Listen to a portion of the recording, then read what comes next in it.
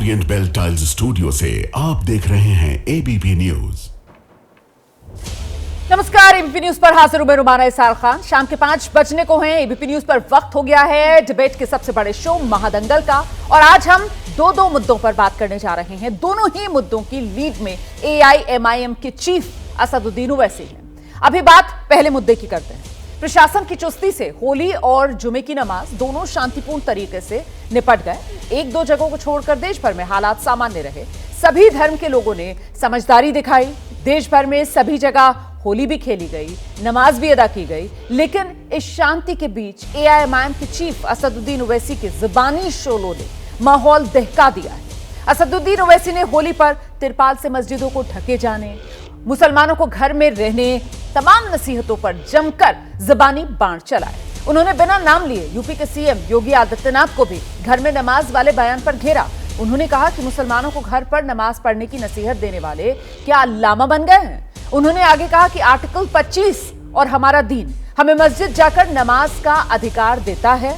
आरोप असदुद्दीन ओवैसी की तरफ से लगाया गया कि मुसलमानों का हक छीनने की कोशिश की जा रही है। इसके खिलाफ वो लड़ेंगे क्योंकि वो कायर नहीं, और कायर वो थे जो पाकिस्तान चले गए। मतलब पाकिस्तान की भी एंट्री असदुद्दीन ओवैसी की तरफ से करवाई गई, ये कहते हुए कि जो पाकिस्तान चले गए वो तो दरअसल कायर थे। ओवैसी के बयान पर उनको बीजेपी ने अब घेरा है। कहा ओवैसी को शांति बर्दाश्त नहीं हो रही। और दूसरी तरफ बरेली से लेकर अलीगढ़ तक जो मौलाना हैं वो भी असदुद्दीन ओवैसी पर धर्म के नाम पर राजनीति करने का आरोप लगा रहे हैं। अब सवाल यह है कि उड़े गुलाल हुई नमाज, वो भी शांति के साथ, तो फिर क्यों भाईजान नाराज है? आखिर मस्जिदों पर तिरपाल से असदुद्दीन ओवैसी क्यों लाल है? क्या इसके पीछे मुसलमानों को लेकर वोट बैंक के तौर पर उनकी चिंता है, या फिर सियासी रोल उनका यहां किस तरीके से आने वाले भविष्य में आकार लेगा, इसको लेकर परेशानी में है असदुद्दीन ओवैसी? महादंगल में इन तमाम मुद्दों को लेकर विस्तार से बात करेंगे। शुरुआत में जरा देख लीजिए आप वार पलटवार।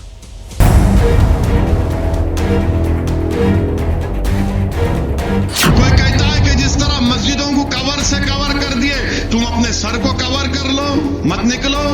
कोई कहता है कि दवाखाना अगर बन रहा तो मुसलमानों के लिए अलहदा उसमें हिस्सा कर दो।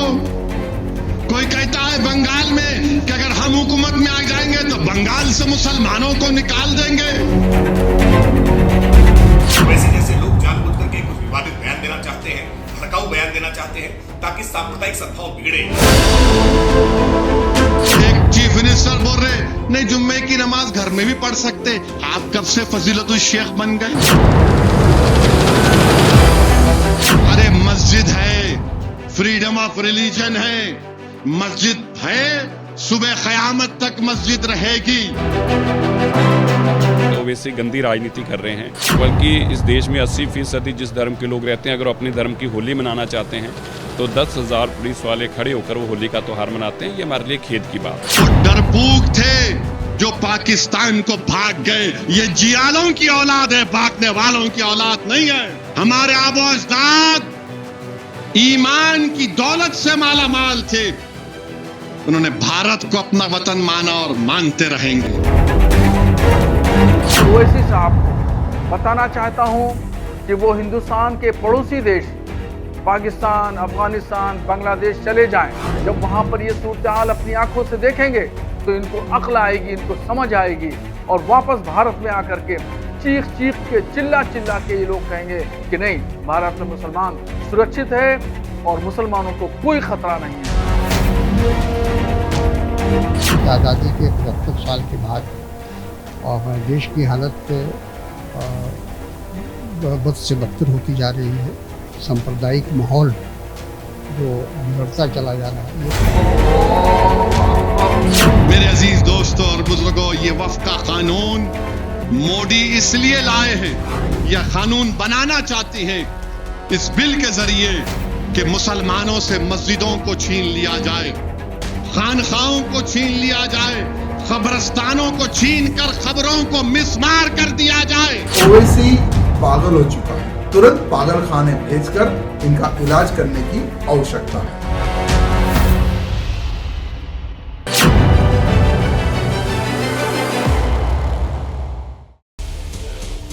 मैं आपका खास मेहमानों से परिचय करा देती हूँ। हमारे साथ यहाँ स्टूडियो में प्रदीप भंडारी मौजूद हैं, प्रवक्ता हैं बीजेपी के। दीपक झा कांग्रेस पार्टी के प्रवक्ता हमारे साथ आज की इस चर्चा में जुड़ रहे हैं। समाजवादी पार्टी के प्रवक्ता राजकुमार भाटी हमारे साथ स्टूडियो में मौजूद हैं। राजनीतिक विश्लेषक प्रोफेसर संगीत रागी हमारे साथ यहाँ स्टूडियो में मौजूद हैं। राजनीतिक विश्लेषक मेहरदीन रंगरेज AIMIM के नेता हैं, वो भी हमारे साथ यहाँ स्टूडियो में मौजूद हैं। और साथ ही विश्व हिंदू परिषद के प्रवक्ता विनोद बंसल जी भी स्टूडियो में हमारे साथ मौजूद है। बहुत स्वागत आप सभी का।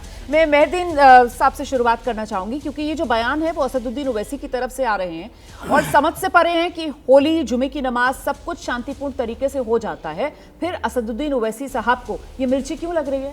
देखिए, मिर्ची कुछ नहीं लग रही। उन्होंने जो अपनी बात कही बिल्कुल बहुत तरीके से सारी चीज़ें को स्पष्ट करते हुए कहा। और जिस तरीके से जब होली का त्यौहार आ रहा था तो उससे पहले जो भाजपा के नेताओं को जो मिर्ची लगी थी वो कैसे हिंदू मुसलमान कर रहे थे, कैसे मुसलमानों को इधर उधर भेजने की बात कर रहे थे। कभी कह रहे थे मस्जिदों को ढकने का काम किया गया, मस्जिद के बाहर जो है होली का जो है आप वैसे तो आप जो कहते हैं कि साउंड को जो है उतार दिया जाए, मस्जिदों से लाउड स्पीकर उतार दिए, मगर डीजे बजाए गए मस्जिद के बाहर ले जाकर। वहाँ पर जिस तरीके से ये सारा कुछ हुआ है पूरा, और एक संभल में एक मस्जिद पे जो है जय सिया राम का जय सिया राम भी लिख दिया गया। तो जिस तरीके की राजनीति भाजपा लगातार कर रही है वो धर्म को और जो है और राजनीति को दोनों को एक साथ मिलाकर काम कर रही है। और जिस तरीके से कि हम कह रहे हैं कि भाई आप जो है राजनीति में धर्म को मत लेकर आइए, आप हर चीज़ में हिंदू मुसलमान, आप बिना इसके कोई आप रह ही नहीं पा रहे। पता नहीं किस तरीके की राजनीति आप जो है यहाँ पर करना चाहते हैं। हिंदू ने भी अच्छे से त्यौहार बनाया, मुसलमानों ने भी अच्छे से बनाया, मगर जो शब्दावली जो भाजपा के नेताओं की रही उस पर सवालिया निशान उठता है। और वो बैरिस्टर साहब ने भी उस पर भी कहा कि अब योगी जी कौन होते हैं कि हमें बताने वाले कि हम जुमे की नमाज घर पे पढ़ेंगे या मस्जिद में पढ़ेंगे। हम तो उन्हें ये नहीं कह रहे कि आप मंदिर मत जाइए, अपने घर में कर लीजिए पूजा। तो ये इस तरीके की बातें करना, संविधान की शपथ लेकर आप एक मुख्यमंत्री हैं एक सूबे के, इतने बड़े सूबे के, आप इस ऐसी बातें करेंगे तुष्टीकरण की राजनीति के तहत आप इस तरीके से मुसलमानों को। और दूसरी बात बैरिस्टर साहब ने एक और कही, हमें सेकंड क्लास सिटीजन बनाने की बात भी की जा रही है। तो जिस तरह, मगर हम ऐसा होने नहीं देंगे, ना हम होंगे ऐसा। मगर भाजपा लगातार हमें जो टारगेट करने, जितनी बातें की उससे ऐसा लग रहा है कि आप मुसलमानों को भड़काने का काम और साथ ही साथ मुसलमानों को डराने की एक कोशिश यहाँ पर नजर आती है असदुद्दीन ओवैसी साहब के इस बयान से। मैं लेकिन प्रदीप भंडारी के पास लेकर चलती हूँ। आपने यहाँ पर जो सवाल खड़ा किया उसका जवाब तो प्रदीप भंडारी देंगे। इसमें तो कोई दो राय नहीं है कि जिस तरीके के बयान एक के बाद एक बीजेपी के नेताओं की तरफ से आए, जिसमें बड़ा ही आपत्तिजनक वो बयान था जिससे पार्टी ने खुद को अलग भी किया। उत्तर प्रदेश में दर्जा प्राप्त मंत्री, और वो कहते हैं कि जैसे इनकी पत्नी बेगम इनकी हिजाब पहनती है, तिरपाल का ये भी हिजाब सिलवा लें। तो ये भड़काऊ बयान बीजेपी के नेताओं की तरफ से दिए जा रहे थे क्या? उसी का ये जवाब है जो असदुद्दीन ओवैसी दे रहे हैं क्या?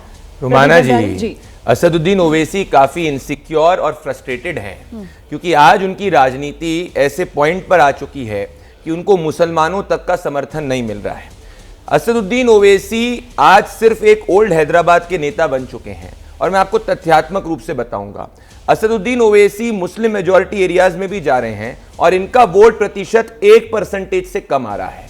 नोटा के बराबर इनका वोट है। भले आप महाराष्ट्र उठा के देख लीजिए, दिल्ली उठा के देख लीजिए, तेलंगाना में देख लीजिए, जब 5% भी इनका वोट है।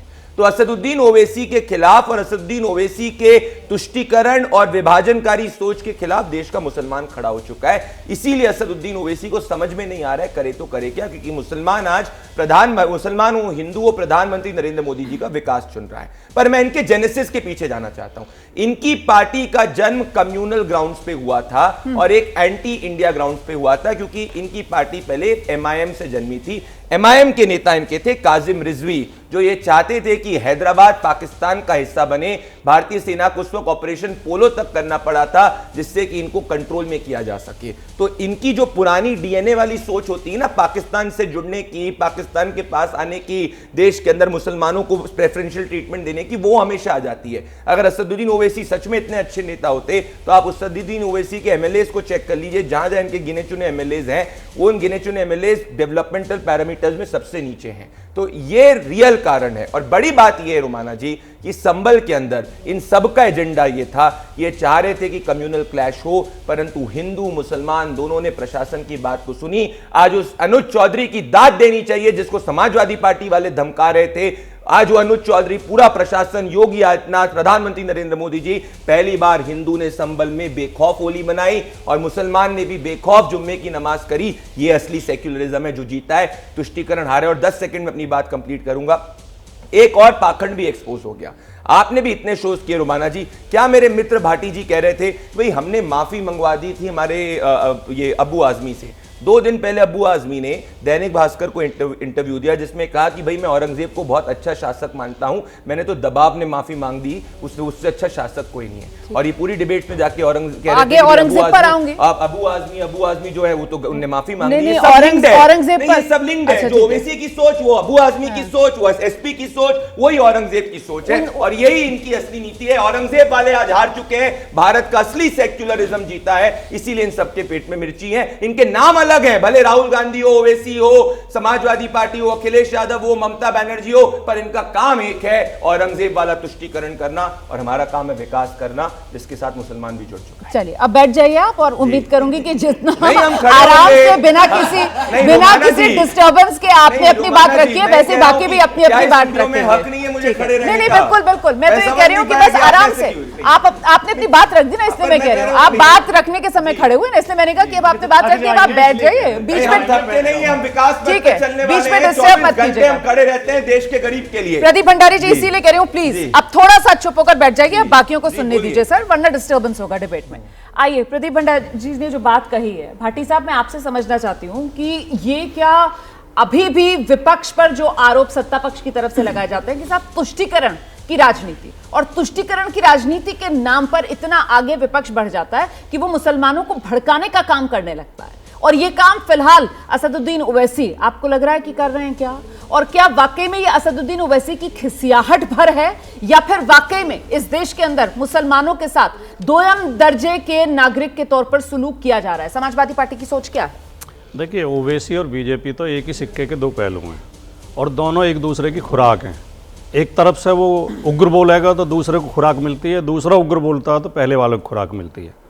आपने शुरू में कहा कि पुलिस प्रशासन की मुस्तैदी से जो ये जुम्मा और होली बहुत शांतिपूर्वक गुजर गई। मैं मानता हूँ पुलिस प्रशासन मुस्तैद रहे, उसके लिए उनको धन्यवाद, और हमेशा रहते हैं। लेकिन ये जो शांतिपूर्वक और प्रेमपूर्वक त्यौहार गुजरा है, ये नागरिकों की एकता की वजह से गुजरा है। उसी संभल में, जिस संभल में बीजेपी के लोगों ने खूब प्रयास किया तनाव पैदा करने का, वहाँ पर मुस्लिम भाई होली वो खेलने वाले हिंदुओं के ऊपर फूल बरसा रहे थे, और दिल्ली में सीलमपुर में नमाज पढ़ते हुए आते हुए नमाजियों के ऊपर हिंदुओं ने फूल बरसाए। और देवा शरीफ का आपको वो तो हर बार ही होती है, देवा शरीफ में कितनी शानदार होली हुई, रंगों की, फूलों की। यह इस भारत की ताकत है जिसे बहुत लोगों ने प्रयास किए। अंग्रेजों ने प्रयास किया, बहुत दिन से आरएसएस 1925 से लगातार इस प्रयास में लगी हुई है। पाकिस्तान की कोशिश यही रहती है, पाकिस्तान का एक ही लक्ष्य है कि भारत में हिंदू मुसलमान को अलग अलग कर दिया जाए, क्योंकि जो बांग्लादेश अलग किया गया पाकिस्तान से, उसे वो पचा नहीं पा रहा। वो चाहता कि यहाँ हिंदू मुसलमान आपस में लड़ें, लेकिन तमाम कोशिशों के बावजूद और बड़ा बजट खर्च करने के बावजूद यहाँ हिंदू मुसलमान ऐसे आपस में एकता से प्यार से रहते हैं कि वो कामयाब नहीं हो पा रहे हैं। तो हमारे किस नेता ने औरंगजेब के बारे में कोई शब्द बोल देना या ऐतिहासिक तथ्य बता देना, वो नफरत फैलाना नहीं है। आप तो नाम लेकर नफरत फैलाते हैं। और मैं जिम्मेदारी के साथ कहना चाहता हूं, आप इनके जो नेता थे आरएसएस के, गोलवलकर जी, उनकी किताब बंच ऑफ थॉट्स पढ़िए, उसमें उन्होंने साफ साफ लिखा है बिल्कुल कि कम्युनिस्ट, मुसलमान और ईसाई ये 3 भारत के आंतरिक शत्रु हैं। तो ये तो हमेशा से मुसलमान को अपना शत्रु मानते रहे हैं, और ये कभी नहीं चाहते कि हिंदू मुसलमान एकता के साथ रहें। लेकिन इस देश में एक बात इन्होंने और कही जी, पाकिस्तान जाने की, और इसकी पाकिस्तान का बंटवारा होने के बाद भी जो मुसलमान भाई यहाँ रहे, वो लोग थे जिन्हें संविधान पर विश्वास था, जिन्हें भारत के धर्मनिरपेक्षता पर विश्वास था, भारत के नेताओं पर विश्वास था। हमें उनसे भी ज्यादा सम्मान करना चाहिए, अपने खुद से भी ज्यादा। ये नफरत फैलाना कि पाकिस्तान चले जाओ।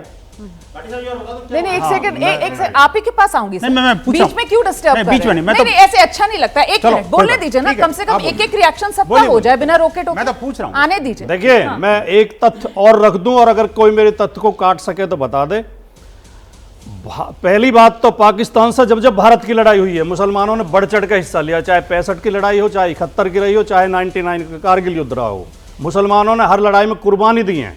दूसरी बात, पाकिस्तान के लिए जासूसी करते हुए ऑन रिकॉर्ड जितने लोग पकड़े गए हैं, उनमें ज्यादातर 90% हिंदू हैं, और हिंदू में भी 90% अपर कास्ट हिंदू हैं, और उनमें आधे से ज्यादा आरएसएस से जुड़े लोग मिलेंगे आपको। तो इस देश के मुसलमान पर संदेह करना या गरीब दलित ओबीसी पर संदेह करना, और सही बात, लास्ट बात, असली लड़ाई तो इनकी दलित और ओबीसी से। अभी उत्तर प्रदेश पुलिस का रिजल्ट आया, ओबीसी की मेरिट गई है 216 पे कट ऑफ, और ईडब्ल्यूएस की गई है 209 पे। चलिए ठीक है, यानी कम नंबर पाके वो लोग सेलेक्ट हो रहे हैं जिन्हें आरक्षण की जरूरत नहीं है। ठीक है, विस्तार से आपने और ज्यादा अंक पाके ओबीसी सेलेक्ट नहीं बहुत हो सारे पा मुद्दे गिना दिए भाटी साहब।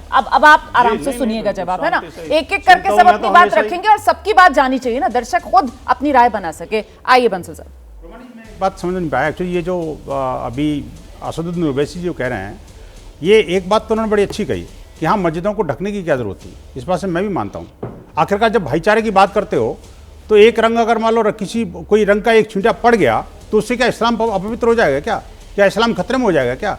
आपके कुर्ते पर भी अगर कोई गुलाल का एक कण पड़ गया तो क्या इस्लाम खतरे में पड़ जाएगा? आपका कोई रिलीजन आपको डैमेज हो जाएगा क्या? नहीं। ये जो खाई जो पैदा करने की कोशिश की है कुछ लोगों ने पिछले कुछ दशकों में, जिस तरह से वो गोल टोपी और वो जो उसके जमीयत वाले लोग और जगह जगह जमात के लोग घरों में पहुंचे हैं और इस्लामिक कट्टरता जिस तरह से उन्होंने भरी है, और ये कहने की कोशिश की है, बाकायदा इनके दारुल देवबंद के फतवे भी हैं जिसमें एक आ गया कि भाई होली जो है ना वो इस्लाम का पर्व नहीं है, इस्लाम में हराम है, ये और वो है। इसके कारण जो है ना ये कटुता बढ़ी है। लेकिन मुझे पता है भाटी जी नहीं बोलेंगे इस विषय पर, ना भाटी जी ये बात कहेंगे कि बंच ऑफ थॉट में क्या लिखा हुआ है, पढ़े नहीं है, लेकिन इन्होंने भी कहीं से टिप्पस मार दी, वो जो किसी ने कह दिया उन्होंने वो उठा के पटक दिया। मैं कहता हूँ देखो, उन्होंने ये नहीं कहा कोई कम्युनिस्ट अपने जो कोई मुसलमान खराब है, ईसाई खराब है, नहीं, हम तो नहीं मानते कभी भी, मैंने कभी नहीं कहा। लेकिन मैं कहना चाहता हूँ देखिए, जो विस्तारवादी चर्च है वो खतरनाक है देश के लिए। जो कम्युनल टेररिज्म वाला जो हिस्सा जो चेहरा है इस्लाम का, वो खतरनाक है। मैं कहता हूं ये जो कम्युनिस्ट जो मेंटेलिटी है जो कि भारत को विभाजनकारी परिणाम दे रही है, वो खतरनाक है। ऐसा नहीं है कोई एज ए होल कोई कम्युनिटी खराब है, लेकिन प्रश्न ये है कि देखो जो पार्टी जिसका नाम समाजवादी है, शायद इसीलिए लोग उसको समाजवादी ज्यादा कहते हैं, क्योंकि इनको सिर्फ एक ही तरफ नजर आता है कि भारत पाकिस्तान अगर जीता, पाकिस्तान से लड़ते हुए अगर भारत जीता तो मुसलमानों के बेच जीता जी। मैं कहता हूं अगर कोई शहीद हुआ तो वो मुसलमान था। अरे भाई मुसलमान नहीं है, वो देश का नागरिक है, देश का जो वीर है, जो भारत माता का सपूत है, वो मुसलमान हिंदू नहीं हो सकता। ये जो सेना के अंदर जो जहर बोने की कोशिश जो लोग कर रहे हैं उसमें सक्सेसफुल नहीं होने वाला है। मैं सीधा कहता हूं आखिरकार ये जो असदुद्दीन ओवैसी जैसे लोगों ने जिस तरह से आग लगाने की कोशिश की है, नाम तो इनका पार्टी का नाम मुसलमान है और बात सेकुलरिज्म की करते हैं, किस मुंह से करते हैं भाई मुझे बताइए ना। एक बात, और दूसरी बात ये जो इन्होंने संबल की बात करी है, संबल के अंदर सारी चीजें तथ्य ऑन रिकॉर्ड है। क्या ये भूल गए क्या कि कितने दशकों के बाद में आज होली मनाने का अवसर आया है? और अगर उस होली के अवसर पर लोगों को जब कहा कि भाई आप भी होली भी मनाइए और अपनी नमाज भी करिए, तो इसमें व्यवधान किस बात का, विरोध किस बात का, क्यों होना चाहिए? मैं कहता हूं हम तो हमेशा से एक साथ होली मनाते चले आ रहे हैं, लेकिन पिछले 2-3-4 दशकों में जिस तरह से ये जो अपने मुस्लिम अपीजमेंट की पॉलिसी के कारण पॉलिटिक्स ने हमारे बीच में विभेद पैदा कर दिया और जो इस्लामिक कट्टरता लोगों के अंदर कूट के भर दी, इस्लामिक यूथ को इस तरह से घृणा का पात्र बना दिया कि वो सब कुछ छोड़ करके वो उनको अपने बेहतर हो रहे नजर आती हैं।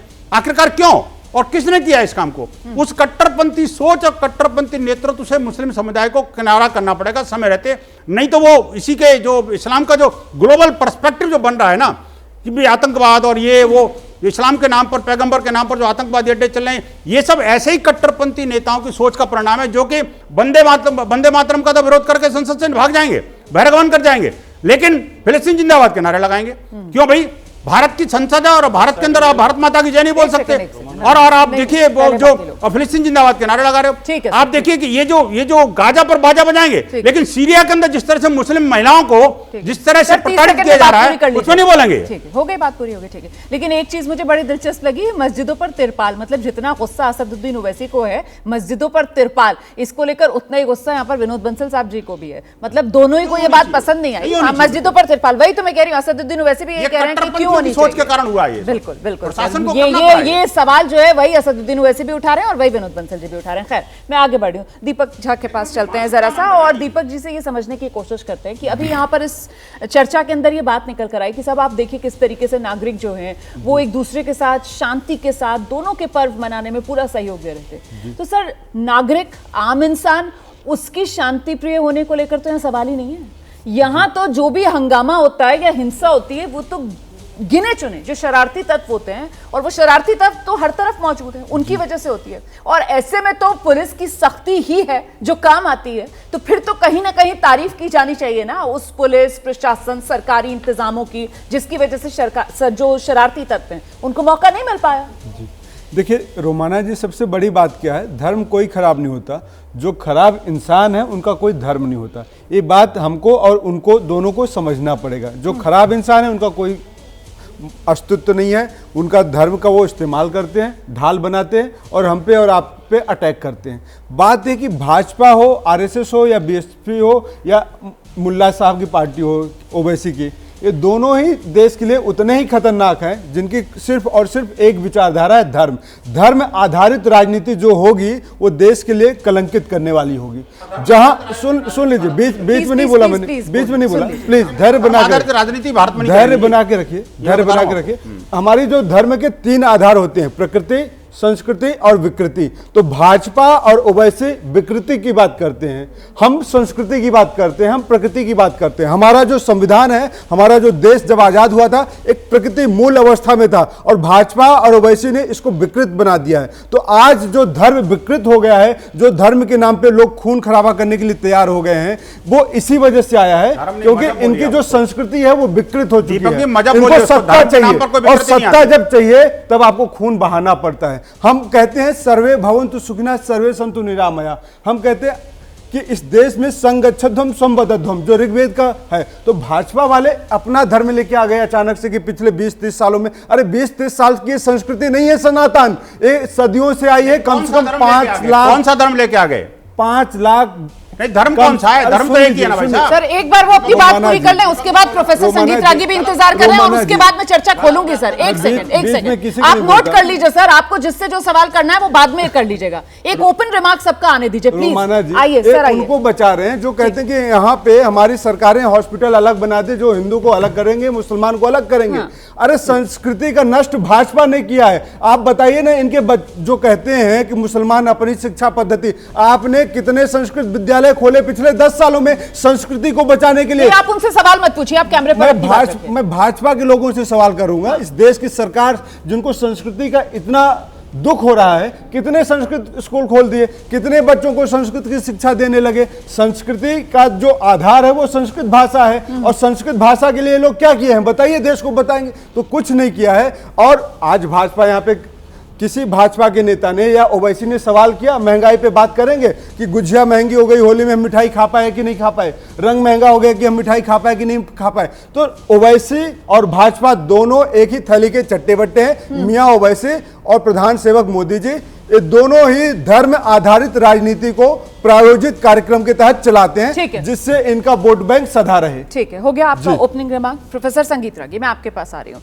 जहां पर दीपक झा ने अपनी बात खत्म की उसी को आगे बढ़ाते हुए, क्या इस देश में अल्पसंख्यकों और बहुसंख्यकों उनके नाम पर ही राजनीति होगी? यही इस देश की राजनीति के अंदर एक लकीर खींचकर राजनीतिक दल यहां पर बढ़ते हुए नजर आ रहे हैं और सारी कवायद इसी को लेकर हो रही है क्या सर? प्रोफेसर रागी, देखिए, सबसे पहले तो ये अल्पसंख्यक बहुसंख्यक होना ही नहीं चाहिए था। यदि आप अल्पसंख्यक बहुसंख्यक करेंगे तो यदि अल्पसंख्यक पोलराइज होगा धर्म के नाम पे तो बहुसंख्यक भी पोलराइज होगा धर्म के नाम पर। यदि जाति ए यदि पोलराइज होगी कास्ट के नाम पे तो जाति बी भी पोलराइज होगी कास्ट के नाम पे। ये सिंपल फॉर्मुलेशन है। एक दूसरी बात, जो लोग कहते हैं कि मुसलमानों पर शक नहीं किया जाता है, तो हम एक बात बता देना चाहते हैं। 1985 में जॉर्ज फर्नांडिस ने कहा, आप मानिए या मत मानिए, मुसलमानों को इस देश में पाकिस्तान का 5th कॉलम माना जाता है।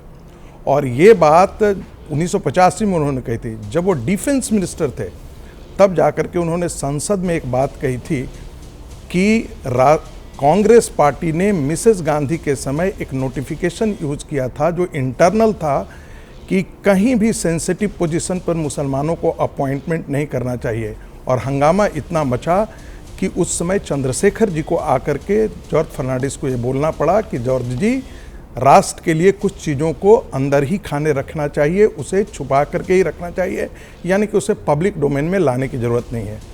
तीसरी बात अभी कहा गया कि भाई देखिए 1947 से जब हुआ वो तब तक हिंदुस्तान के मुसलमान लड़े बहुत बहादुर के साथ, भारतीय सेना के साथ लड़े।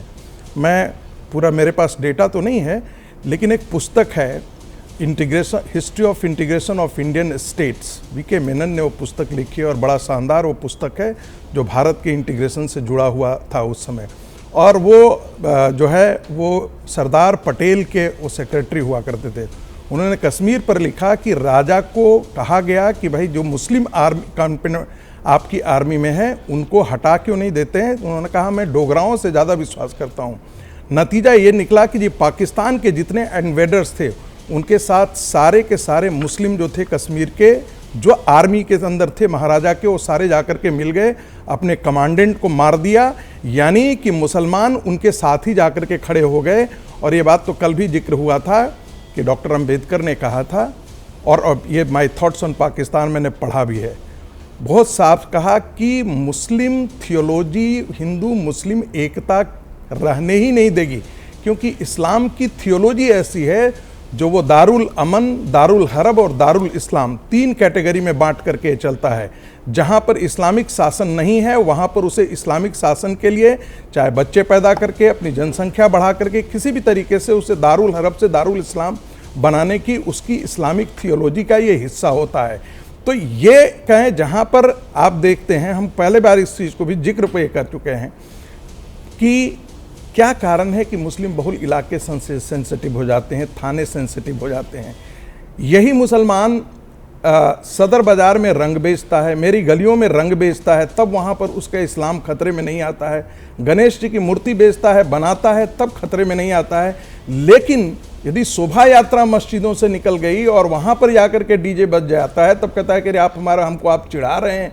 आप सुबह शाम रोज़ अल्लाह अकबर का आप नारा लगाते हैं और अजान देते हैं। अजान उस समय युद्ध का एक कॉल के समय सुबह सुबह किया जाता था, बाद में 5 बजे, जो इसको इस्लामिक इतिहास का पता है। लेकिन उसमें बहुत जिक्र किया जाता है अल्लाह के सिवा और कोई पूजा के लायक नहीं है। फिर भी हमारे यहाँ एक पैटर्न चला गया है, सारे धर्म समान होते हैं। सारे धर्म समान नहीं होते हैं। स्वामी विवेकानंद और मैं रविन्द्रनाथ टैगोर दोनों को कोट कर रहा हूँ, जिन्होंने कहा कि इस्लाम और क्रिश्चियनिटी ये दोनों मानते हैं कि उनके लिए बाकी के सारे धर्म दुश्मन है। इसीलिए काफिर का कॉन्सेप्ट लेकर के आया। और चाहे इस्लामिक थियोलॉजी के मानने वाले काफिर की जो व्याख्या करें, काफिर की यदि सही व्याख्या यदि देखनी है तो देवबंद भारत का मत देखिए, देवबंद जो है वो पाकिस्तान का देखिए, अफगानिस्तान के अंदर देखिए। अब रही बात ओवैसी की बात, मुझे लगता है कि एक बात तो है कि ओवैसी चाहते हैं कि आधुनिक भारत के जिन्ना बने, और यदि जिन्ना बनने के साथ साथ इस देश के जितने पॉकेट्स हैं वो आज के दिन में वो जिन्ना खड़ा करने की कोशिश की है। यदि ऐसा नहीं होता तो नूपुर शर्मा के बाद जो है वो सरतन से जुदा नारे लगते और नारों के साथ कम से कम लाखों लोग सड़कों पर उतर करके आ गए। प्रॉफेट मोहम्मद पर जो कार्टून बनता है वो विदेशों में बनता है, लेकिन जलाया कहाँ जाता है? हिंदुओं की दुकानें कहाँ जलाई जाती है? कलकत्ता में जलाई जाती है, कानपुर में जलाई जाती है। तो ये सोच की बात है। पाकिस्तान गाजा के मुसलमानों से हमारा कोई लेना देना नहीं था, लेकिन गाजा के मुसलमानों पर बात करने के लिए हमारे यहाँ सारे मुसलमान आकर के सड़कों पर आ जाते हैं। लेकिन यही बांग्लादेश में यदि हिंदू प्रताड़ित हो रहा है, वहां मंदिर तोड़ा जा रहा है, तो भारत का मुसलमान सड़क पर आकर के नहीं कहता है। भारत का हिंदू गाजा के लिए बात करता है, लेकिन भारत का कोई मुसलमान हिंदुओं पर अत्याचार बांग्लादेश में हो तो भारत के मुसलमान आकर के खड़े नहीं होते हैं। ओवैसी की जहां तक बात है, वो जरूर चाहते हैं कि वो मुसलमानों की राजनीति करके के एक मुस्लिम पार्टी को इस हद तक लेकर के आए कि भारत का मुसलमान उनके साथ नहीं जाए। एक अंतिम बात कर देता हूं, भारत के अंदर मुसलमान 2 दर्जे का नागरिक नहीं है, उसको हिंदुओं से ज़्यादा अधिकार इस देश में मिले हैं। और कोई यदि संविधान पढ़े तो 26 से आर्टिकल 30 के बीच में जो उसको अधिकार है किसी को नहीं दिया गया है। और ये पाप सिर्फ कांग्रेस पार्टी ने किया है। 1954 में दंगा हुआ, उस समय आरएसएस दंगा कराई थी। 1957 में दंगा हुआ तुरंत भारत विभाजन के पश्चात। क्यों? क्योंकि नेहरू ने ऐसे ही रेडिकल तत्वों को परश्रय दिया, पैटर्नाइज किया।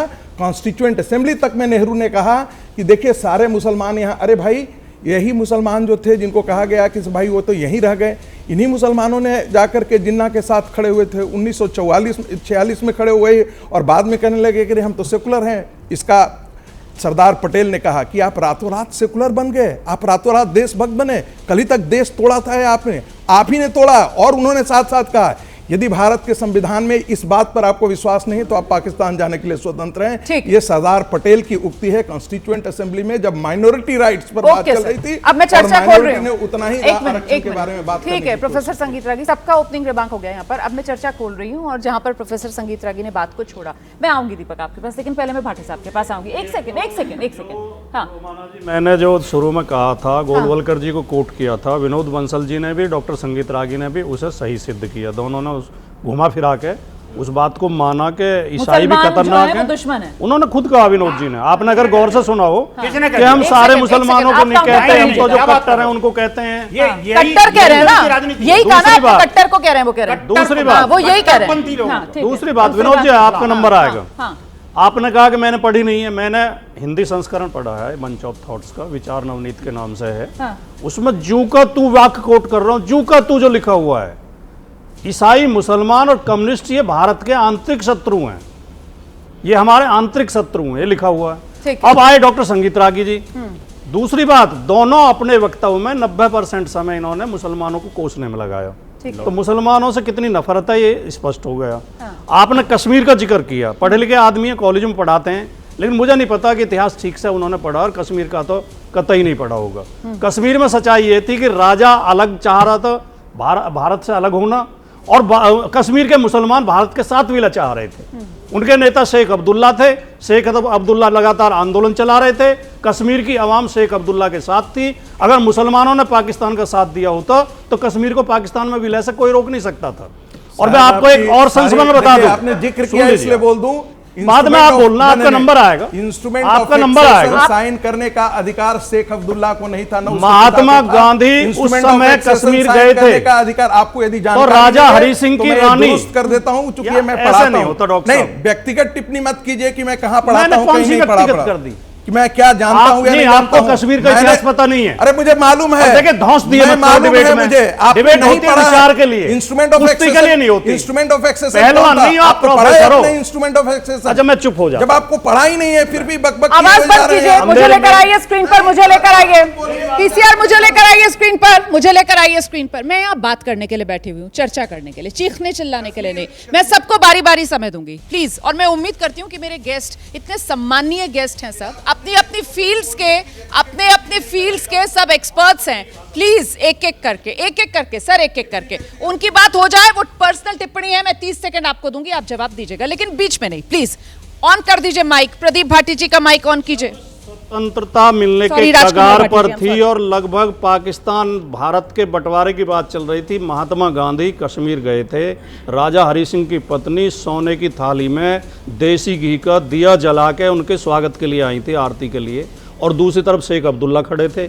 वो चाहती थी कि महात्मा गांधी जी महल में रुकें हमारे में, शेख अब्दुल्ला चाहते थे मेरी झोपड़ी में रुकें। गांधी जी का कोट है, गांधी जी ने कहा मैं शेख अब्दुल्ला के घर रुकूंगा, मैं उस महल में नहीं रुकूंगा जिसकी ईंट गारे में जिसमें खून लगा हुआ है निर्दोष लोगों का। अच्छा। ये महात्मा गांधी का कोट है, उनके जो निजी सचिव थे महादेव देसाई, उन्होंने लिखा एक किताब में। ठीक है। तो ये स्थिति थी उस समय। आवाम जो है मुस्लिम, ये आरोप लगा देना कि मुसलमान सेना में बगावत हो गई, ये हो गया। हाँ। अगर कश्मीर में उस समय कोई सांप्रदायिकता कर रहा था तो राजा की सेना कर रही थी, ठीक है, डोगरा कर रहे थे। ठीक है, मैं 30 सेकंड का समय दे रही हूँ प्रोफेसर साहब को। ये सबसे पहली बात तो कि इस देश को, जनता को जान लेनी चाहिए कि instrument of accession princely states को साइन करना था, न कि शेख अब्दुल्ला को साइन करना था। और वहाँ पर पब्लिक ओपिनियन जैसी कोई बात नहीं थी, इस देश में कहीं नहीं था। जिन्होंने ब्रिटिश पार्टीशन ऑफ इंडिया नहीं पढ़ा है, उन्होंने जिन्होंने एक्ट को नहीं पढ़ा है, आप गलत वो बड़ी बेवकूफी ऐसी बात है। प्लीज नहीं चाहता था विलय करना, इसलिए दे रही हूं। आपको ये बिल्कुल जानकारी नहीं है, बिल्कुल जानकारी नहीं है। राजा शुरुआत में नहीं चाहते थे, इसलिए एक स्टैंड स्टिल एग्रीमेंट हुआ था पाकिस्तान के साथ और राजा के साथ साइन हुआ था। भारत उसका सिग्नेटरी नहीं था, लेकिन बाद में वो तैयार हो गई। ये 24 अक्टूबर 1900। लेकिन गद्दारी मुसलमानों ने की थी, ये एक सच्चाई है। गद्दारी मुसलमानों ने सच्चाई की थी। और शेख अब्दुल्ला को अधिकार नहीं था इंस्ट्रूमेंट ऑफ एक्सेशन साइन करने। पंडित जवाहरलाल नेहरू के प्रदीप भंडारी जी को लेकर आइए स्क्रीन पर, प्रदीप भंडारी जी को लेकर आइए। प्रोफेसर साहब की बात हो गई है, 30 सेकंड का समय मैंने उन्हें दिया था। प्रदीप भंडारी जी, मैं आपसे जानना चाह रही हूं, क्या मुसलमान इस देश में गद्दार है? मुसलमान को क्या इस देश में गद्दार की नजर से देखा जाना चाहिए? कोई भी इस देश का, कि अगर आप रोमाना जी इजाजत दे तो मैं भी खड़ा होकर बोल सकता हूँ। Please please please please please please Romana ji Romana ji, इस देश का कोई भी नागरिक गद्दार नहीं है। पर मैं थोड़े से बेसिक फैक्ट्स आपके सामने रखना चाहता हूँ। मुस्लिम लीग के लिए जब वोट करने की बात प्री पार्टीशन में हुई थी, आपको आप ही से सवाल है मेरा, बेहतर है हम 1947 छोड़कर हम अभी आ जाएं। हिस्ट्री कोट करी ना, मेरे को भी रिबट करने दीजिए। मतलब वो हिस्ट्री वाला काउंटर हो गया उनको, रागी साहब का। यहाँ बात हम असदुद्दीन ओवैसी के बयान को लेकर कर रहे हैं, यहाँ बात हो रही है मस्जिदों पर जो तिरपाल ढके जा रहे हैं, यहाँ पर बात ये हो रही है कि साहब मुसलमानों को 2वीं दर्जे का नागरिक बनाने की तैयारी में है ये सरकार। इतने सवाल है, इस पर आ जाए। क्या आज इस देश के अंदर मुसलमान जो है उसे शक की निगाह से देखा जाना चाहिए? क्या मुसलमान देशद्रोही है? यहाँ पर विनोद बंसल जी की तरफ से कहा गया कि साहब अगर कोई अच्छा काम कर रहा है तो उसे हिंदू मुसलमान की नजर से मत देखो, वो तो देश का नागरिक है जो अच्छा काम कर रहा है। तो जो देश में गलत काम कर रहा है, जो देश में शरारती तत्व है, उसे हिंदू मुसलमान की नजर से क्यों देखूं? मेरा सवाल ये तो ओवैसी जी को पूछना चाहिए ना। ओवैसी जी को चिढ़ इसीलिए हो गई कि संभल के अंदर उनका एजेंडा फ्लॉप हो गया। ओवैसी जी ने तो क्या कहा था रोमाना जी, एंटी सीए राइट्स के वक्त जब इन्होंने एंटी सीए की बात करी थी कि देश के मुसलमानों की सिटीजनशिप सीए आने से हट जाएगी। अब आप मुझे बताइए, सिटीजनशिप अमेंडमेंट एक्ट लागू होना चालू हो गया, लोगों को सिटीजनशिप मिलना भी चालू हो गई। एक मुसलमान का नाम बता दीजिए जिसकी सिटीजनशिप ले ली गई हो, एक मुसलमान का। ये भी पार्टी थी, ये कह रही थी, ये लोग भी, ये तो एएमएम कह रहे थे, कांग्रेस भी कह रही थी। इन लोगों का मकसद है, जो सच्चर कमेटी में इनको लिखा है कि ये मुसलमानों को अपलिफ्ट नहीं करना चाहते। मुसलमानों का 27% इनकम हमारे शासन में बढ़ा है, गवर्नमेंट स्कीम्स के अंदर उनकी भागीदारी हमारे शासन में बढ़ी है। इनकी असली नीति बताता हूं। इनकी नीति है मुसलमानों को नीचे के नीचे रखे, प्राइस की रिपोर्ट जाके पढ़ो पर इनकम के ऊपर। अब दूसरी बात, इनकी सोच बताता हूं। जनवरी 30, 2013 को क्या हुआ था? इनकी पार्टी और कांग्रेस पार्टी ने कहा था आर्मी के अंदर मुसलमानों को धर्म के आधार पर रिजर्वेशन देना चाहिए। आर्मी ने यह प्रपोजल रिजेक्ट करा था। ये देश को पाकिस्तान के नजरिए से और शरीयत के नजरिए से देखना चाहते हैं, जिसके विरोध में हम खड़े हैं। हुमायूं कबीर ने कहा था भागीरथी नदी के अंदर हिंदुओं को उठाकर ड्राउन कर देना चाहिए। क्या समाजवादी पार्टी ने इसका विरोध किया? ममता बनर्जी ने कहा था महाकुंभ मृत्यु कुंभ है, क्या समाजवादी पार्टी ने इसका विरोध किया? ये आपके शो पे औरंगजेब जैसे हिंदू हत्यारे को जस्टिफाई कर रहे हैं। हमारे लिए मसीहा एपीजे अब्दुल कलाम है, ये औरंगजेब इनके लिए मसीहा है। इनके ओपनिंग आर्ग्यूमेंट ने क्या बोला कि भाई हिंदू जो है वो 90% जो होता है वो जासूसी में पाया जाता है। ये हमेशा हिंदू को आतंकवादी, हिंदू एंटी नेशनल, ये इनकी सोच है। सनातन, डेंगू, मलेरिया, एड्स डीएमके ने किया, कांग्रेस पार्टी के राइट हैंड। क्या आपने राहुल गांधी को देखा है, दीपक झा को देखा बोलते हुए कि डीएमके ने गलत बोला? या डीएमके के साथ इन्होंने अलायंस तोड़ा? नहीं तोड़ा। हम इस बात के खिलाफ हैं कि हिंदू को उनके त्योहारों को बनाने की आजादी इनके समय नहीं दी जाती थी, और मैं प्रूफ करूंगा। एक मंदिर है संभल के अंदर, कार्तिकेय जी का मंदिर, 46 साल बाद हिंदुओं ने वहां पे होली बनाई। जब इनका शासन था हिंदू होली नहीं बना पाता था। संभल इसीलिए इस बार डिफरेंट है कि हिंदू ने भी बेखौफ होली बनाई और मुसलमान ने भी अपने जुम्मे की नमाज पढ़ी। अगर इनकी सरकार होती तो मुसलमान जुम्मे की नमाज पढ़ता, पर हिंदू घर के अंदर बैठे रहता। इस तुष्टीकरण के खिलाफ हम हैं। क्योंकि मुझे कोट किया इन्होंने। अच्छा लीजिए, मुझे भी आप मैंने ये बिल्कुल नहीं कहा, वो गलत कोट कर रहे हैं और इनकी आदत होती है बीजेपी वालों की। मैंने ये कहा कि 90% हिंदू देशद्रोही होता, मैंने ये नहीं कहा।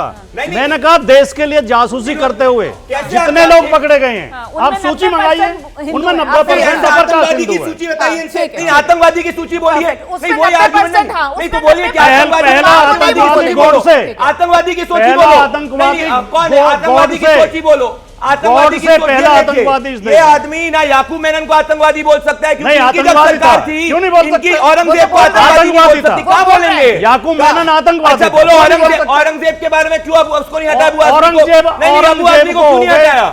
अबू आदमी को क्यों नहीं हटाया जब इनकी सरकार थी? बनारस अयोध्या, मुझे आगे आना होगा, मुझे आगे आना होगा। 1 मिनट, डिबेट मेरी है, मैं लेकर आई हूँ, हाईजैक मत कीजिए। मुझे पता है आप एंकर भी रहे हैं, प्रदीप भंडारी जी शानदार एंकर रहे हैं, लेकिन अभी एज एन एंकर मुझे काम करने दीजिए।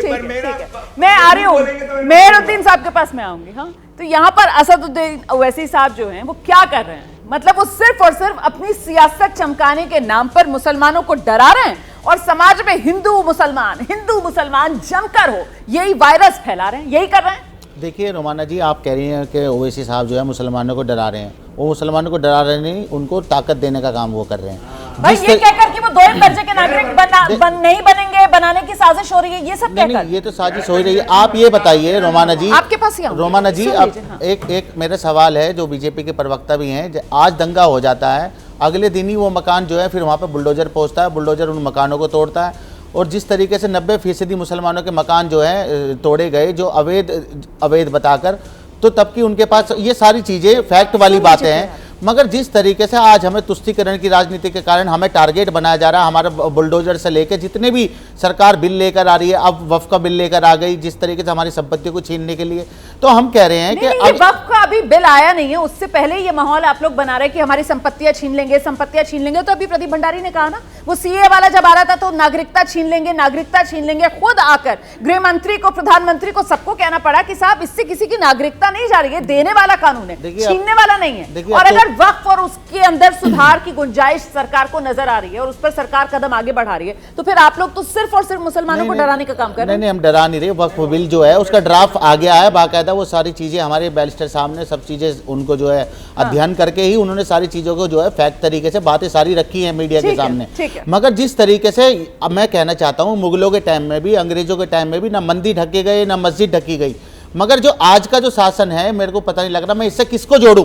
औरंगजेब से भी ज्यादा वाला माहौल आज है, जहां आज मस्जिदों को ढका जा रहा है, कल हमारे मुहर्रम निकलेंगे। नहीं, अभी आप खुद ही कह रहे थे कि साहब वहां मस्जिद के ऊपर जय श्री राम का नारा लिख दिया, अभी आपने खुद ही कहा, तो ये तो अच्छा है ना, मस्जिद को ढक दो, फिर तिरपाल लगा दो उस पर, ताकि आपको बाद में कोई शिकायत ना हो कि हमारी मस्जिद के ऊपर रंग आकर गिर गया, फिर आपको उससे प्रॉब्लम हो जाएगी सर। अच्छा, पहले होली मनती थी, हमने भी देखी होली, हम भी वहीं उसी लोकेलिटी में रहते हैं, तब तो कोई यात्रा होली की नहीं निकलती थी, अब डीजे भी होली की यात्रा निकलती और मस्जिद के बाहर ही जाके। ये तो मेहरदीन साहब तय नहीं करेंगे ना कि होली में डीजे बजेगा या नहीं बजेगा, होली के अंदर जुलूस निकलेगा या नहीं निकलेगा, होली में कितना रंग गुलाल उड़ाया जाएगा, ये तो मेहरदीन साहब नहीं तय करेंगे। सारी आजादी धार्मिक नाम पर सर मुसलमानों को तो नहीं दी जा सकती। एक सेकंड रुक जाइए, आइए विनोद बंसल जी, ये कहां समाज को बांट कर कहां लेकर जा रहे हैं सर? और आपने यहां पर जो बात कही थी कि साहब जब उन्होंने कहा कि देशभक्ति वाले नाम उन्होंने गिनाए, आपने कहा तो देशभक्त के तौर पर मुसलमान या वो कुर्बानी दे रहा है, उसे मुसलमान की नजर से क्यों देख रहे हो? उसको तो देश के नागरिक की नजर से देखा जाना चाहिए।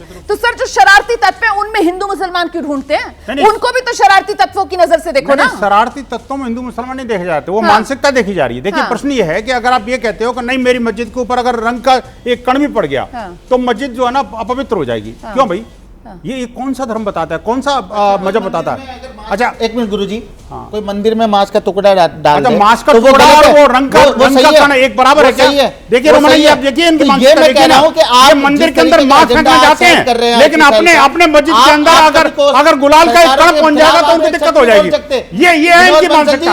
मंदिर के अंदर मांस फेंक सकते हो, मंदिर के अंदर मांस फेंक सकते हो, हिम्मत करेगा भारत के अंदर, और आप ये कह रहे हो कि मेरे मस्जिद के मेरे कुत्ते को ऊपर एक कण रंग का नहीं पड़ना चाहिए, गुलाल का नहीं पड़ना चाहिए। क्या मानसिकता है? एक सेकंड क्या मानसिकता है इनकी? सोचिए ना। एक सेकंड मेहरदीन साहब, आपको पता है अभी आपने क्या कह दिया है और आपने कितनी गलत बात कह दी है। मतलब होली के रंग से आप मांस के टुकड़े पर आ गए सर, और आप मंदिर के अंदर मांस के टुकड़े की बात करने लगे। मतलब सर कहीं पर फुल स्टॉप लगाएंगे? कुछ सोच समझकर आप लोग बोलेंगे, या बस ऊपर वाले ने जबान दे दी है तो बोलते जाओ, राजनीति चमकाते जाओ? सर आप लोग अपनी राजनीति चमका लोगे, लेकिन ये देश जो है ना, इसको आप लोग पता नहीं कहां पहुंचाकर दम लोगे इस तरीके के बकवास बयान देकर। मैं कहना चाहती हूं, मुझे लगता है आपको माफी मांग लेनी चाहिए सर, इस बात को नहीं बढ़ाना चाहिए सर। मैंने बढ़ाया नहीं, मैंने एक उदाहरण के तौर पर उदाहरण ही नहीं है, ये उदाहरण ही नहीं है। ये कट्टरपंथी सोच मंदिर के अंदर बाहर जाके मस्जिद के बाहर जाकर मंदिरों के अंदर ये कौन सी कट्टरता है? ये कौन सी बात है? किस मदरसे में पढ़ते हैं? ये कौन से स्कूल में पढ़ते हैं? ये कट्टरता मैं कह रहा हूँ पूरे देश में अमन शांति अगर कोई चाहता है, बीएसपी, बजरंग दल और आरएसएस को बैन कर दो। पिछले दो महीने के अंदर दर्जन भर घटनाएं घटी हैं अकेले भाग्यनगर के अंदर, जहां पर मंदिरों के अंदर मांस मिला है। आज पता लग गया आपके स्टूडियो के माध्यम से, इन्होंने एक्नॉलेज कर दिया कि सारे के सारे आप हैदराबाद की बात कर रहे हैं? मैं सीधा कह रहा हूं, हैदराबाद के अंदर दर्जन भर मंदिरों के ऊपर मांस मिला है, भगवान शंकर की मूर्ति पर मांस फेंका गया। आप मुझे बताइए ये ऐसे गुर्बे कर रहे हैं? 10 सेकंड उन्होंने स्वीकार कर लिया। मैं कहता हूँ हैदराबाद का पुलिस कमिश्नर को हिंदू मुसलमान के अलावा ये बहुत ही गलत उदाहरण था जी। मैं फिर से बेहतर होगा कि आप अपने शब्द वापस ले लें। इस तरीके का उदाहरण सर ये कहीं से उदाहरण है ही नहीं ना, ये तो बिल्कुल उसी तरीके से सुलगाने वाला बयान है जैसे दूसरी तरफ से दिए जाते हैं, वैसे बयान आप भी दे रहे हैं। इस पर कोई फर्क नहीं है सर आपके बयान में। हम उतनी इज्जत इज्जत अपने हिंदू भाइयों की इज्जत और कर रहे मंदिर की हैं, करते हैं, ऐसे इतनी इज्जत अपनी बात मस्जिद से थोड़ी की करते दिखा रहे हो। हैं। हम भाई कभी भी क्या हम कभी भी मंदिर मस्जिद के के अंदर खिलाफ मांस नहीं फेंकने की है। हिम्मत हम करते सब धर्मों हो। को अपना मानते और हैं, आप कहते हो अपने कभी लोग हम मानते तो हैं, इज्जत इनको देते भी हैं। भाई मानते नहीं, हैं, नहीं, ये हमें इज्जत दुश्मन देते हो मानते क्या? हैं, ये हमें दुश्मन मंदिर के मानते अंदर मांस हैं। फेंकोगे? हम तो इनको बड़ा भाई मानते हैं। कमाल की बात है, बड़ा ही और बात। हम हमेशा अरे बड़े भाई का मांस ये हमें जो है ये बड़े भाई के ऊपर हमला करोगे? ये हमें आए बड़े दिन भाई टारगेट मंदिर में मांस करते हैं। फेंकोगे? ये हमें रोजाना बड़े टारगेट भाई के करते हैं। मंदिर में मांस हमारी फेंकोगे? मस्जिदों को टारगेट करते हैं, हमारे मदरसों हम कभी किसी को टारगेट नहीं करते। और खास तौर से बिहारी वालों को टारगेट करते हैं। अरे संस्कृति भैया आपकी है। मानसिकता बदलिए ये अपनी। इस्लामिक संस्कृति हो सकती है, हिंदू संस्कृति नहीं हो सकती। ठीक है, देखिए हम ठीक है, रमणा जी ठीक है। एक बड़ी इंपॉर्टेंट बात जी, बताऊं। जल्दी से सर, देखिए जल्दी से। मैंने ये कहा पहले अपनी रिमार्क में कहा कि आखिरकार मस्जिदों को ढकने की क्या जरूरत पड़ती है। अगर आपको दिक्कत है, आप बाहर आने में आपको लगता है कि किसी गलती से, देखिए ऐसे तो हिंदू कोई किसी के ऊपर रंग नहीं फेंकता। मैं भी कल पूरे दिन रहा मार्केट में, लेकिन किसी ने मेरे ऊपर रंग नहीं फेंका।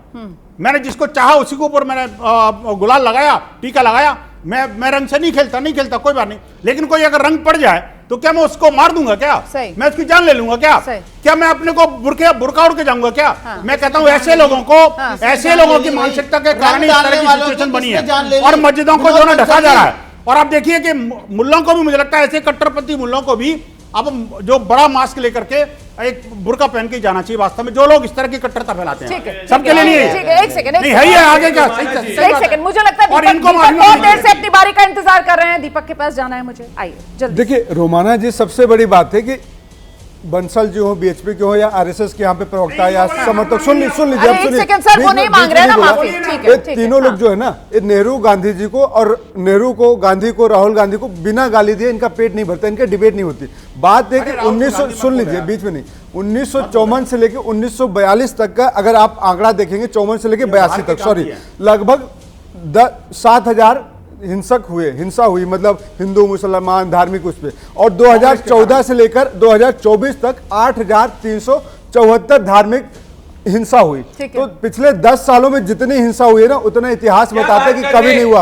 और सुनिए, सुन लीजिए, और आज उसका आधार है रोमाना जी, मैं बता रहा हूँ प्रदीप भंडारी, तुम चुप हो जाओ, चुप हो जाओ, रोमाना जी इनको चुप करिए, इनको चुप करा दीजिए। और 1954 से लेकर 1982 तक जितने दंगे हुए उसमें आरएसएस का हाथ रहा है, जनसंघ रहा है, भारतीय जनता पार्टी का है, क्योंकि भारतीय जनता पार्टी का सबसे ज्यादा दंगे कांग्रेस शासन में हुए हैं। 2014 के बाद से देश के अंदर दंगे होना बंद हो गए, इसीलिए आपको चिढ़ मची नहीं। आप बताइए, आपको इतिहास नहीं पता है और आप मुझे डेटा भी मैं एक सेकंड में बीच में आ रही हूं और मैं इसलिए बीच में आ रही हूं कि आप दोनों का दावा सुनिए। आप कांग्रेस का दावा भी सुनिए दर्शक, और फिर मैं प्रदीप भंडारी आपके पास आऊंगी, दर्शक बीजेपी का भी दावा सुनेगा। दोनों के दावे सुनवाते हैं हम, उसके बाद दर्शक खुद चेक करेगा ना आप क्या कह रहे हैं। आइए दंगों को लेकर दिखाइए, दोनों के चेहरे दिखाइए, 2 विंडो। पहले दीपक झा दावा करेंगे, फिर प्रदीप भंडारी मैंने आएंगे। कहा कि 1954 से लेकर 82 तक लगभग 7,000 धार्मिक उन्माद, धार्मिक हिंसा हुई। 2014 से लेकर 2024 तक 8,374 धार्मिक उन्माद हुए, धार्मिक हिंसा हुई, सांप्रदायिक हिंसा हुई। तो नरेंद्र मोदी जी चुप करिए, बदतमीज कहीं कि यहाँ पे आ जाते बोलने, चुप करिए। यही आप लोग यहाँ पे अगर आप हिंदी के तल में बैठो और गलत प्रयोग करो। धर्म कोई उन्माद नहीं करता, आप लोग धर्म करता है, आप ही करते हैं। क्या है आप क्या कर धर्म उन्माद कैसे करा? बोल लो, बोलिए ना, अब बोलिए ना। सुनने की हिम्मत है? मैं सुनने चाह रहा हूं लेकिन गलत नहीं सुनूंगा। आपने इतना बोला, गलत मैंने सुना। आपके अंदर हिम्मत है तो बोलिए, बताइए तो सुन लो, तब थोड़ा पढ़े लिखे होने का परिचय दीजिए। पढ़े लिखे है ना, धर्म एक ही है देश आप अधर्मी उन्माद बोलिए, आप अधर्मी उन्माद बोलिए, अधर्मी उन्माद बोलिए। अरे सरकार अधर्मी उन्माद बोलिए आप। अरे मैंने धार्मिक का मतलब क्या होता है, चाहे हिंदू हो, चाहे मुसलमान हो, चाहे सिख हो, चाहे ईसाई। धार्मिक हिंसा हुई इस देश में, नरेंद्र मोदी जी के शासन काल में हुआ। 8,374 धार्मिक हिंसा हुआ इस देश में, और कैसी बातें करते आप उससे काम हो। और दूसरी बात मैं आपको बताता हूँ,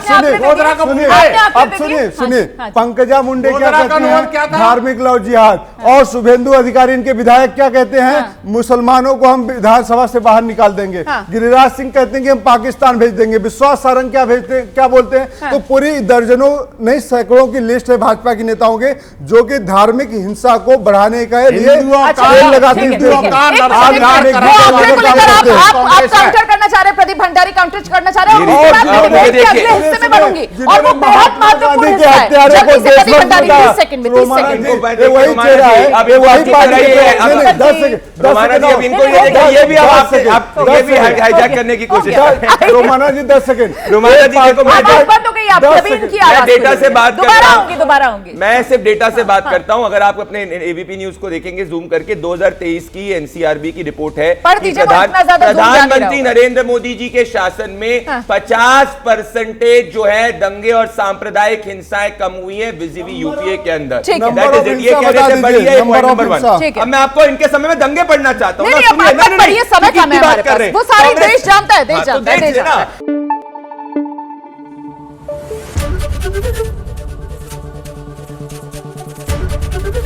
एबीपी न्यूज आपको रखे आगे।